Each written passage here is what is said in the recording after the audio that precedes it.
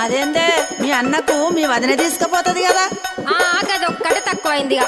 మా వదినకు చీరలు కావాలి, లిప్స్టిక్లు కావాలి, అది కావాలి, ఇది కావాలని అన్ని అడుగుడు తెలుసు కానీ ఇవన్నీ చెయ్యది. అవునా? ఏం పనులు చేయదా మీ వదినే? ఇంతకు ఏమేం అడుగుతుందో జర చెప్పరాదు.